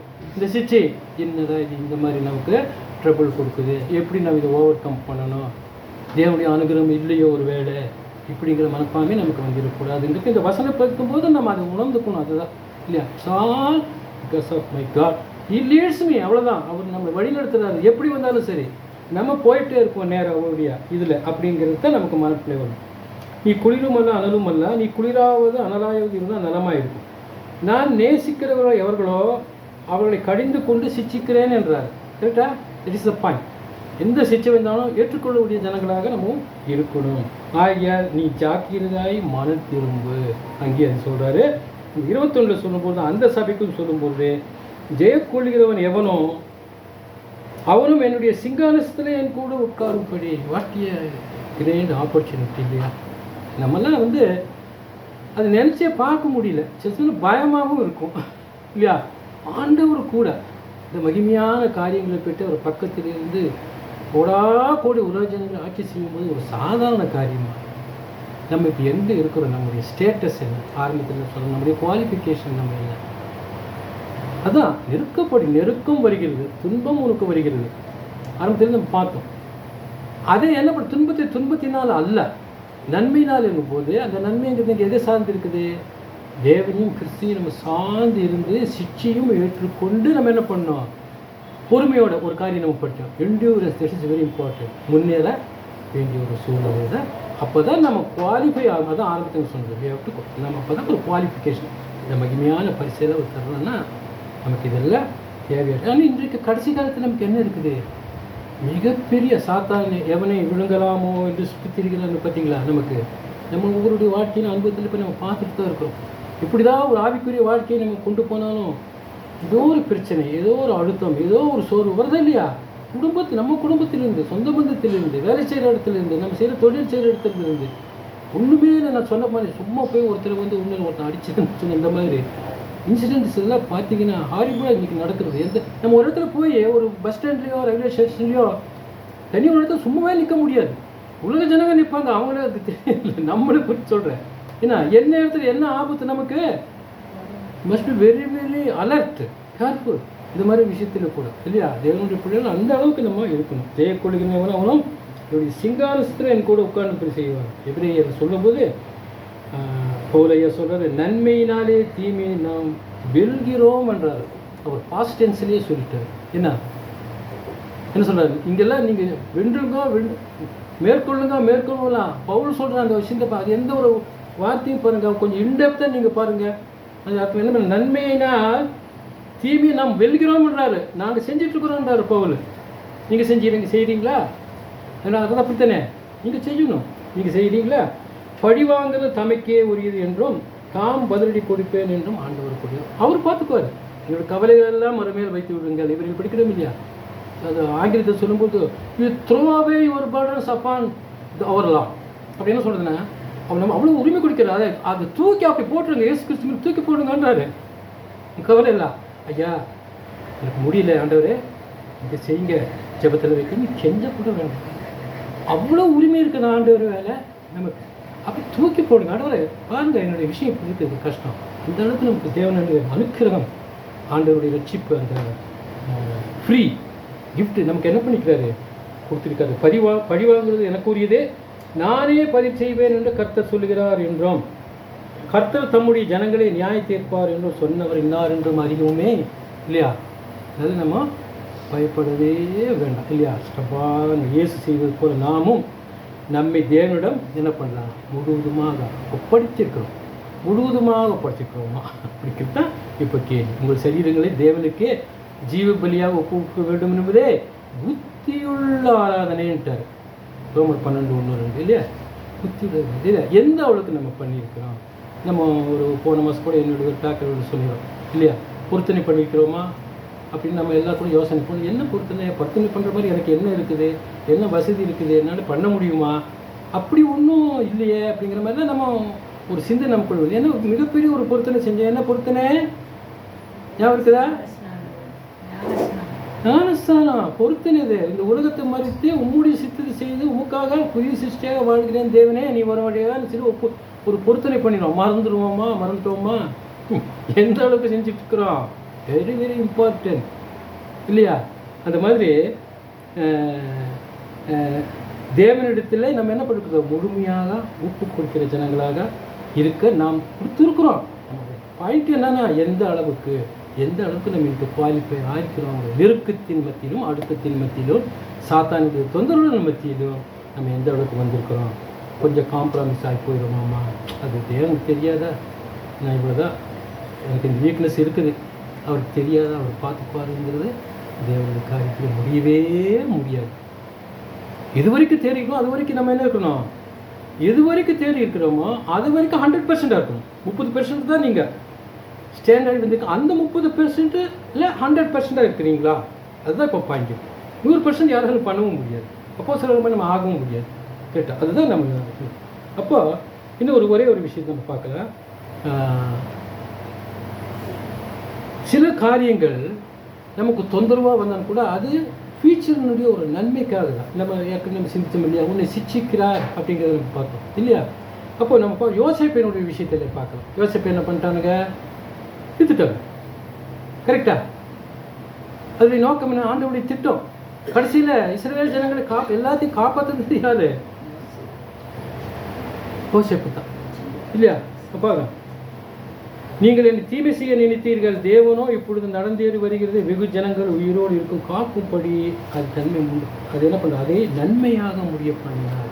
அப்போ நமக்கு சிக்ஷைகள் வந்தால் கூட இதன் மத்தியிலும் அவருடைய தயவும் இருந்து சிக்ஷையும் வந்தால் கூட அது எதுக்கு, நன்மைக்காகவேங்கிறத உணர்ந்து கொள்கிறவர்களாக நம்ம இருக்கிறோம்.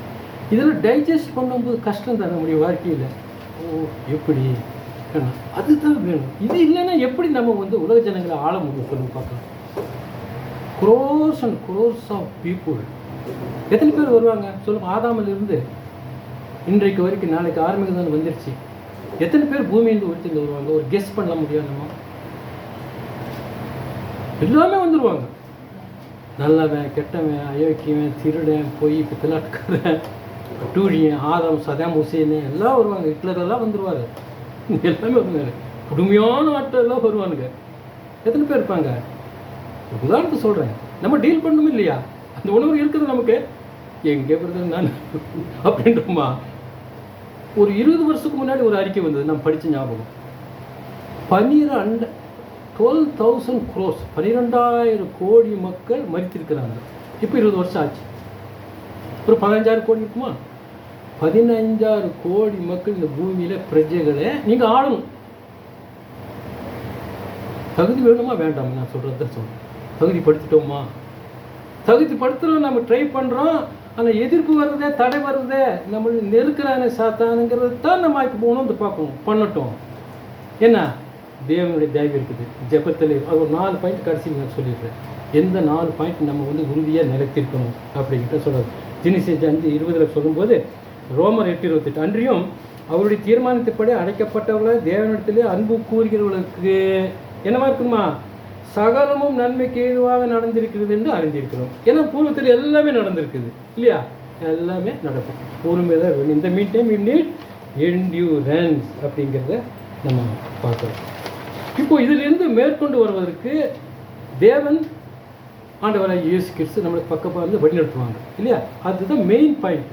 தாவீது செஞ்சது மாதிரி யோசுவா செஞ்சது இன்னும் அப்போ பூர்வ காலத்தில் அநேக காரியங்களை நம்ம பார்க்குறோம். எப்படி அவர்களை வந்து அவங்களுக்கு நெருக்கம் வரும்போது தேவன் வந்து என்ன பண்ணாருங்கிற ஒரு காரியத்தை நம்ம பார்க்குறோம். அப்போ பாருங்க,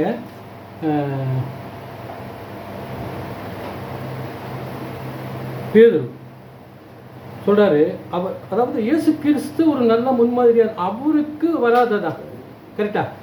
ஆண்டவர் உயிரோடு இருக்கும்போது அவருக்கு வராததான் நமக்கு வந்துருச்சு.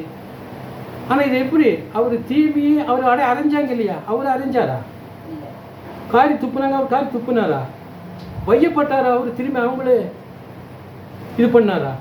இல்லையே. அவர் அதை நினைச்சு பாருங்க. அந்த உதாரணத்தை ஆண்டவர் அதை நினைச்சு பார்த்தாலே நம்ம ஏமாத்திரம் சொல்றாரு. அவர் வையப்படும் போது பதில் வையாமலும், பாடுபடும் போது பயமுறுத்தாமலும், நியாயமாக தீர்ப்பு செய்து தம்மைத்தாமே ஒப்பு கொடுத்தார் இல்லையா. அடிக்கப்படியில் ஆட போல யார் பிலாத்துக்கிட்ட ஒன்றும் பண்ணல. ராஜாக்கிட்ட போனாலும் பிலாத்துக்கிட்ட போனார். அப்படி நாம் அவருடைய முன்மாதிரியை பின்பற்றுவதாக இருக்க வேண்டும். தம்மை சிறைப்பிடித்தவர்களின் தீமைக்கு தம்மை ஒப்புவிப்பதன் மூலம் அவர் பாவம், சாத்தான் மற்றும் மரணமாயிட்டு வென்றார். இந்த 3 காரியங்களும் வென்றார்.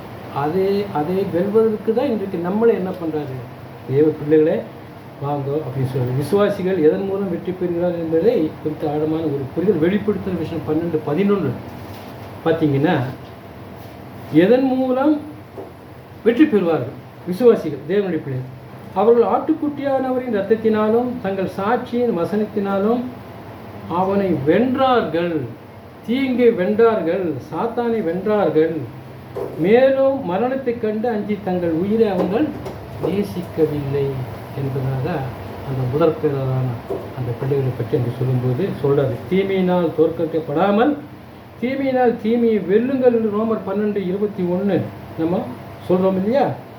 ஒருவனுக்கு தீமைக்கு பதிலாக தீமை செய்யாதீர்கள் என்று அந்த அதிலேயே 17வது வசனத்தில் நம்ம தீமையை செய்ய மாறாக அன்பினால் அவர்களை கட்டப்பட வேண்டும். அதற்கு வேண்டிய எல்லா சகல உபகாரங்களையும் அவர் தர்றாரு இல்லையா. தேவனுடைய வழி இல்லையா எப்போதும் நமது மாம்ச இயல்புக்கு சவாலாக இருக்கிறது என்பதாக நம்ம மூத்த சகோதரர் சொல்கிறது. தேவனுடைய வழி எப்படி இருக்குதாமா, இருகளும் ரட்சிப்புக்கிற வழி எப்படி இருக்குது, அப்படித்தான் இருக்குது தேவனுடைய வழி கரெக்டா. எப்பொழுதும் நம் மாம்ச இயல்புக்கு சவால். எப்பவுமே நம்முடைய காரியத்துக்கு அப்படியே நம்ம கம்பேரிசன் பண்ண ஆவிக்குரிய காரியங்களுக்கும் மாம்ச காரியங்களுக்கும் பார்த்தீங்கன்னா நமக்கு சவாலாக தான் இருக்குது. ஓவர் கம் பண்ணுங்கிறது சவாலாக இருக்குது. பட் கேன் பி டன் இல்லையா. வேதத்தில் நிறைய உதாரணம் இருக்குது. ஆண்டவர் உதாரணமாக இருக்குது, அப்போஸ்தலர் உதாரணமாக இருக்குது. கண்டிப்பாக பண்ண முடியும் இல்லையா. மத்தேயு 17 அதான் அந்த வசனம் தான் 7:13 இடுக்குமான வாசல் வழியாக உட்பிரவேசியுங்கள், கேட்க போயிற வாசல் விரிசலும் விசாலமாக இருக்குது. நம்ம போகிறது நம்ம வழியே அப்படி தானே, அவர் தான் சொல்லிக்கிறாரு. இவ்வளோ பெரிய மகிமையை கொடுக்குறவருக்கு நம்ம இந்த விஷயத்தை நம்ம என்ன பண்ணலாம், பொறுமையோடு சகித்திருந்து அவருடைய பலத்தோடு நம்ம செல்லலாம், அந்த வழியில் நம்ம செல்லலாம் அப்படிங்கிறத நம்ம மனசில் வச்சுக்கணும் இல்லையா. இப்போ கடைசியாக சகோதரர் ஒரு 4 பாயிண்ட்டு சுருக்கமாக சொல்லி இதை ஓவர் கம் பண்ணுறதுக்கு நமக்கு என்ன வேணும். நம்முடைய பங்கில் நம்மளை முழுமையாக ஒப்பு கொடுத்துட்டோம். ரோமர் 12:1 நம்ம மனசில் ஞாபகம் வச்சுக்கலாம் இல்லையா. தொடர்ந்து சபை கூட்டுறதுல நம்ம என்ன பண்ணுவோம், கண்டிப்பாக வரணும். இங்கே வரும்போது தான் நல்ல தேவன் நல்ல புத்திமதிகளை என்ன பண்ணுறாரு, சபையின் மூலமாக தான் நமக்கு தர்றாரு. மத்தியில் ஒரு வசனம் இருக்குது, கடைசி காலத்திலே தன்னுடைய பிள்ளைகளுக்கு ஆகாரம் கொடுக்கிற உண்மையும் விவேகமுள்ள ஊழியக்காரன் யாவன். யார் எங்கே இருக்கிறாங்க, நம்ம சபைக்கில் நம்ம சபையில் இருக்கிற மூப்பர்களும் மூத்த சகோதரர்களும் தான் என்ன அவர்கள் மூலியமாக தான் என்ன பண்ணுறாங்க, நமக்கு ஆகாரத்தை வேறு எங்கேயும் கிடைக்காது. எங்கே தர்றாங்க நமக்கு? ஸோ இந்த சபையை கூடி வருதல், சபையில் என்ன பண்ணுறது, அது ஒருபுறமாக நம்மளை நம்ம பலப்படுத்திக்கிறோம். நல்ல நமக்கு ஆவிக்குரிய போதனைகள் நமக்கு கொடுக்கப்படுகிறது. நம்ம காரியங்களை மேற்கொண்டு வர முடியும் அப்படிங்கிறது 4 பாயிண்ட். ஒன்று என்னென்னா, முதலாவது சுருக்கமாக பார்த்துக்கலாம். பரிசுத்த ஆவி என்ன 14வது ஒன்று நம்ம உணர்ந்துக்கணும். 1:1 நமக்கு பாவம் இல்லை என்போமானால் நம்மை நாமே வஞ்சிக்கிறவர்களாக இருக்கிறோம், சத்தியம் நமக்குள் இருக்கிறதுன்னா வேறால் சின்னர்ஸ், அதை நம்ம ஒத்துக்கணும் இல்லையா? எனக்கு வேற ஒரு சில சமயத்தில் ஒரு தைரியம் இருக்கலாம். நான் இவ்வளோ தூரம் நான் வந்துட்டேன், 40 வருஷமாக இருக்கிற சத்தியத்தில் தேவனை விளக்கு உறுதுணை பண்ணிக்கிறேன் அப்படிங்கிற போக்கில் போயிருக்கவே கூடாது. நம்ம என்ன ஒரு பக்கம் அதுவும் உண்டு, ஒரு பக்கம் நம்ம என்ன பண்ணிக்கிறோம், இதையும் அப்படி நம்ம இருக்கக்கூடாது. பாவம் நமக்கு எந்த இடத்துல பாவம் இல்லை என்கிறது எண்ணம் வரக்கூடாது. சத்தியம் சொல்கிறது, கடவுளின் உதவியோடும் அவருடைய வார்த்தையின் நீதிகளை பின்பற்றுவதன் மூலமும் நாம் படிப்படியாக பாவத்தை மேற்கொண்டு படிப்படியாக தான் சொல்கிறேன், ஸ்டெப் பை ஸ்டெப் இல்லையா? ஒரு பாயிண்ட்டு முதல்ல இதை நம்ம பலப்போம்னா பரிசுத்த ஆவி நமக்கு வேண்டி. தேவன் உள்காட்டப்பட்ட எல்லா பிள்ளைகளுக்கும் என்ன கொடுத்துருக்கிறாரு? கொடுத்தாரு இல்லையா? அவர் மேலே போயிட்டு கீழே வந்து இல்லையா 40 நாள் கழிச்சு 120 பேர் அடங்கி இருக்கும்போது முதல்ல என்ன பண்ணார்? ஒருத்தர் மேலே கொடுத்தாரு. 120 பேர் எல்லாத்துக்கும் அந்த பரிசு. இன்றைக்கும் ஒரு பரிசுத்தாவி நமக்கு என்ன பண்ணிக்கிறாரு? நம்முடைய வாழ்நாளில் இந்த வயசில் ஒரு நாளாச்சும் இந்த பரிசுத்தாவி உணர்ந்து பார்த்துருக்குறோமா? நம்ம எப்படி ஹவு டஸ் ஒர்க், நம்மளுக்கு எப்படி வேலை செய்யுது? கண்டிப்பாக வேலை செஞ்சுருக்கோம், நம்ம உணராமல் இருப்போம். நம்முடைய வேலையில், நம்முடைய ஊழியத்தில், நம்முடைய ஆவிக்குரிய வளர்ச்சியில் ஏதோ ஒரு வகையில் அவர் என்ன பண்ணிக்கிறாரு? நம்ம பண்ணுறோம், அது நம்ம ஒரு வேலை உணராமல் இருக்கிறோம். ஆனால் உணர்ந்து பார்க்கணும். அப்போ தான் என்னென்ன பரிசுத்தாவி இருக்கிறதாங்கிறத நம்ம என்ன பண்ணிக்கலாம்? அது இருக்கும்பொழுது நம்ம என்ன இருக்குது? எந்த ஒரு காரியத்தை நம்ம மேற்கொண்டு வரலாம் என்கிறதை நம்ம மனசில் வச்சுக்கோம். அடுத்தது 2வது, அங்கே நம்ம மூத்த சகோதரர் சொல்லும்போது சொல்கிற விசுவாசிகள் அனைவரும் ஏற்கனவே பரிசுத்த ஆவியானவரை பரிசுத்த ஆவியை பெற்றிருக்கிறார் என்பதை நீங்கள் உணர்ந்து கொள்ள வேண்டும் என்பதாக மூத்த சகோதரர் சொல்கிற ஒரு ஞாபகத்தை நம்ம கொண்டு வரலாம் இல்லையா? அதை பெந்தகோஸ்தேல் நடந்த ஒரு விஷயம் இல்லையா? அப்படி கொடுக்கப்பட்ட ஆவியை 1 தெசலோனிக்கேயர் 5:9 நம்ம பார்க்குறோம். என்ன பார்க்குறோம்? ஆவியை அவித்து போடாதீர்கள். அதையும் நம்ம என்ன கொடுக்கணும்? தேவன் கொடுக்கப்பட்ட இந்த பரிசுத்த ஆவி வல்லமை நம்மத்தில் அவித்து போடாதிருக்கு. அதை நீங்கள் அசட்டை பண்ண வேண்டாம், அசட்டை பண்ணாது இருங்க இல்லையா? அதுக்கு எதிரான நம்ம வாழ்க்கையில் நம்முடைய சொந்த காரியங்களையோ ஆவிக்குரிய காரியங்களையும் நம்ம செஞ்சிட்ருப்போம். அதுதான் அவித்து போடுதல் என்பது இல்லையா? பரிசுத்த ஆவியை அவித்து போடுதல்னா தேவனுக்கு பிடிக்காத காரியம், ரொம்ப அவரவே இருக்கிற ஒரு காரியம். 2வது பாயிண்ட்டு, தேவனுடைய வார்த்தை, Bible. That is very very important. இதை நம்ம மேற்கொள்வதற்கு ஒன்றும் பரிசுத்த ஆவி. 2வது ஒரு முக்கியமாக தேவனுடைய வார்த்தை, தேவனுடைய வேதாகமம் ஒவ்வொரு நற்கிரியும் செய்வதற்கு என்ன பண்ணுறது? நம்ம ஆயத்தப்படுத்துவதற்காகவே தேவன் தம்முடைய வார்த்தையை நமக்கு அளித்திருக்கிறார் என்பதை நம்ம தெரிந்து கொள்ள வேண்டும். 2 தீமோத்தேயு 3:16-17 நம்ம பரிச்சயமான வசனம். அங்கே என்ன சொல்லுது? வேத வாக்கியங்கள் எல்லாம் தேவாவியினால் அருளப்பட்டிருக்கிறது. தேவனுடைய மனுஷன் தேறினவனாகவும் எந்த நற்கிரியும் செய்ய தகுதியுள்ளவன் இருக்கும்படியாக அவைகள் உபதேசத்திற்கும் கணிந்து கொள்வதற்கும் சீர்திருத்தலுக்கும் நீதியை படிப்பித்தலுக்கும் பேச்சினும் மூலமாக எல்லா காரியங்களுக்கும் என்ன காட்ஸ் வேர்ட். ஒவ்வொரு நாளும் ஒவ்வொரு வசனம், ஒவ்வொரு அதிகாரங்களும் சரி, 4 அதிகாரங்களும் சரி, ஒவ்வொரு நாளும் படிக்கும்போது எபிரேயரில் படிக்கிறோமா? இருபுறமும் கருக்குள்ள பட்டயம், இருப்புள்ளும் 2 பக்கம், இந்த பக்கமும் குத்து, இந்த பக்கம், அந்த மாதிரி வல்லமை பெற்றது தேவனுடைய வார்த்தை. அதே உட்கிருக்கும் போது பரிசுத்த ஆவியோட வார்த்தை பண்ணுறது நமக்கு என்ன, எந்த காரியத்தையும் நம்ம மேற்கொண்டு வந்து நாம் நம்மளினாலே தகுதிப்படுத்தி கொள்ள முடியும். ஆண்டவருடைய அந்த அவர் கொடுக்கப்பட்ட பரிசை நம்ம பெற்று கொள்ள முடியும் அப்படிங்கிற ஒரு நம்ம பெற்றது.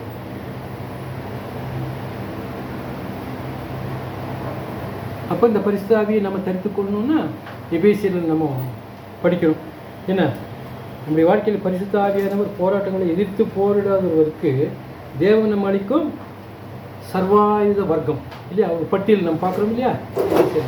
அந்த சர்வாயுத வர்க்கத்தை நம்ம தெரிச்சிட்டேனே என்ன வருது, கண்டிப்பாக நம்மளே மேற்கொள்ள வரும். மூன்றாவது ஒரு முக்கியமான காரியம் வந்து ஜெபம் இல்லையா? ஜெபத்திலே நீங்கள் தரித்திருங்கள். இம்மர்ஸ் இன் த ப்ரேயர். அவர் எப்படி சொல்கிறார்? இம்மர்ஸ் இன் த ப்ரேயர். தரித்திருக்கணுன்றது என்ன? ஏதோ 5 நிமிஷம் பண்ணோமா 2 நிமிஷம் பண்ணுறோம். அந்த சமயத்தில் சாப்பிடும்போது ஜெபம் பண்ணுறோம், பயணத்தில் ஒரு ஜெபம் பண்ணுறோம், இல்லை சார் ஓகே 5 நிமிஷம் இல்லையா? தரித்திருங்கள் என்றது தனிப்பட்ட ஒரு டைமை அதுக்காக ஒதுக்கி பண்ண முடியாது. நம்ம வீட்டில் இருக்கிற நேரம் ஒரு 5 நிமிஷமோ 10 நிமிஷமோ 15 நிமிஷமோ 1/2 மணி நேரமோ நமக்கு வாய்ப்பு கேட்ட மாதிரி ரொம்ப உள்ளாத ஒரு ஜெபம் தேவனிடத்தில் இருக்குன்னா, ஜெபம் என்ன நம்ம சொல்கிறோம், தேவனிடத்தில் எப்படி நம்ம பேசுகிறோம்? How we talk to Yahweh and Jesus. தேவனிடத்தில் நம்ம எப்படி பேசுகிறோம்? Only through prayer. தேவன் நம்மகிட்ட எப்படி பேசுகிறாரு? Vice versa. தேவன் நம்மகிட்ட பேசுகிறாரு, அது உண்மை. நம்ம தேவன்கிட்ட பேசணும். அப்போ ஜெபம் என்பது தேவன்கிட்ட நம்ம பேசுகிறோம். அவருக்கு ஒரு 1/2 மணி நேரம் கொடுத்து அவர்கிட்ட பேச எவ்வளோ சந்தோஷமான விஷயம். கரெக்ட் தானே? அவர் நம்மகிட்ட எப்போ வேணாலும் பேசுவார். 24 hours. எப்படி பேசுகிறாரு? வார்த்தையின் மூலமாக ஓப்பன் பண்ணி படிச்சுன்னா அவர் நம்மகிட்ட பேசுகிறாரு இல்லையா? அந்த opportunity we have to buy the opportunity. அதாவது பவுல் சொல்லும்போது காலத்தை என்ன பண்ண சொல்கிறாரு? பிரயோஜனப்படுத்திக் கொள்ளுங்கள் அப்படின்னு சொன்னார். நீங்கள் ஆங்கில டிரான்ஸ்லேஷன் பண்ணுங்கள், பாரோ டைம்ன்றார். கடனாக பெற்று நீங்கள் என்ன பண்ணுறீங்க இந்த நேரத்தை? வேறு என்ன சொல்ல வேணாம், பாரோ டைம், கடனாக பெற்று அதுக்காக நீங்கள் நேரத்தை ஒதுக்குங்க. மூன்றாவது விஷயம் அது ஜெபம் ஒரு ரொம்ப ரொம்ப முக்கியமான விஷயம். இப்போ அந்த நிறைய வசனங்களுக்கு நமக்கு டைம் இல்லை. அப்போஸ்தலர்கள் நடவடிக்கையில் நிறைய விஷயங்கள் இல்லை. ஜெப வேலை நேரத்தில் அவர்கள் எல்லோரும் தினந்தோறும் அமர்ந்திருந்து அப்படிங்கிற ஒரு வசனம் வரும். ஏன்னா அதுக்கு ஒரு நேரம் வச்சு அங்கே அமர்ந்திருந்து மணிக்கணக்கில் அங்கே ஜெபம் பண்ணாங்கிற விஷயத்தை நம்ம அப்போஸ்தலர் நடவடிக்கைகளில் நம்ம படிக்கிறோம். ஒரு இடத்துல பார்க்கும்போது அவர்கள் ஜெபம் செஞ்சுட்டு இருக்கும்போது அந்த இடம் அதிர்ந்ததுன்னு பார்த்தோம். எப்பேற்பட்ட ஜெபமாக இருக்கும். ஏன்னா இந்த பில்டிங் அப்படியே ஷேக் ஆகிடுச்சாம். உண்மை தானே, பொய் இல்லையே, நடந்ததுன்னு சொல்லியிருக்கிறாங்க. எப்பேற்பட்ட ஜெபம். அப்படி ஒரு ஜெபம் நமக்கு இருக்குதா? இதெல்லாம் நம்ம வந்து நம்ம காவிக்குரிய நம்ம விஷயத்தை நம்மளை மேற்படுத்திக் கொள்வதற்கு அது சில காரியம் இல்லையா? இன்னொரு இடத்துல சொல்லும் பொழுது அப்போஸ்தலர் 13 ஜெபத்திலே நாங்கள் இடைவிடாமல் தெரித்திருந்தோம் என்ற ஒரு காரியம். ஏன்னா நல்லா அதிலேயே இம்மர்ஸ். அப்போது நமக்கு அது ஒரு படம் ஜெபம். மூன்றாவது விஷயமாக ஜெபம் ஒரு முக்கியமான காரியம் வந்து. நான்காவது விஷயம்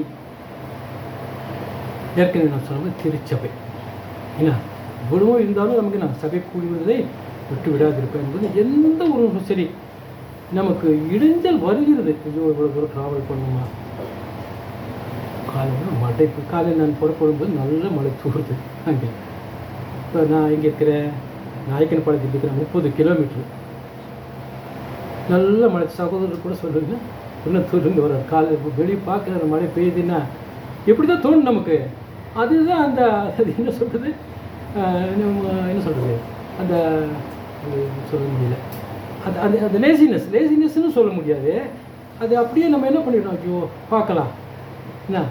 இதுதான் நம்ம என்ன பண்ணிக்கிறது, இந்த மனப்பான்மை தான் நம்ம வரக்கூடாது. At any cost I will go to my காங்கிரிகேஷன்ங்கிறது என்ன, எப்படி அது தேவனுக்கு ஒரு வழி விட்டுருவார். கரெக்டாக அதுக்கு ஒரு வழி விட்டுருவார் எப்படியாச்சு. அதை நினச்சிட்டு நம்ம வந்து, ஏன்னா என்னுடைய 45 வருஷம் வாழ்க்கையில் நான் அதெல்லாம் அனுபவிச்சிருக்கிறேன். எப்பேற்பட்ட சந்தர்ப்பத்திலே அனுபவிச்சிருக்கிறேன். கரெக்டாக கொண்டு போய் அங்கே என்ன பண்ணிடுறாரு. Unless otherwise an important issue, அது நம்ம ஒன்றும் சொல்ல முடியாது. வந்துட்டால் டிராஃபிக் எங்கேயோ மாட்டிடுச்சு, அரசியல்வாதிங்க போகிறாங்க, 1/2 மணி நேரம் போகாதியா, 1 மணி நேரம் ரோடு அடிச்சுட்டு இப்படிலாம் வருது இல்லையா. அப்படி ஏதாச்சும் ஒரு தடங்கலாம். மற்றபடி தேவனுடைய பிள்ளைகள் நம்ம ஜெபத்தோடு ஸ்டார்ட் ஆகிட்டே இருந்தா ஜெபத்தை அது என்ன, அது திருச்சபை இல்லையா. அதாவது சக விசுவாசிகளின் ஐக்கியம். லவ் எங்கே தான் இருக்குது. நம்ம வீட்டில் உட்காந்துட்டு ஆன்லைனில் கேட்டு இருந்ததுன்னா நம்ம அந்த அன்பு கிடைக்குமா? தட் இஸ் ஆல்சோ நமக்கு தேவைதான். இன்றைக்கி வந்து கடைசி காலத்தில் அறிவு பெருகி போவோம் என தானியல் சொன்னார். அறிவு பெருகி போயிருக்கு, எல்லா வகையிலும் பெருகி போச்சு, ஆவிக்குருவிலும் பெருகி போயிருக்கு. நமக்கு எவ்வளோ ஒரு நேற்று முன்னாடி மீட்டிங்கில் எவ்வளோ அருமையாக 1 மணி நேரம் உட்காந்து கேட்டோம். அந்த வசதி வாய்ப்பில் இன்றைக்கெல்லாம் வந்துருக்குது. இப்போ அதுலேயே நமக்கு இருந்து தரித்திருந்துட்டேன்னா ஐக்கியம் நம்ம எங்கே இருக்குது.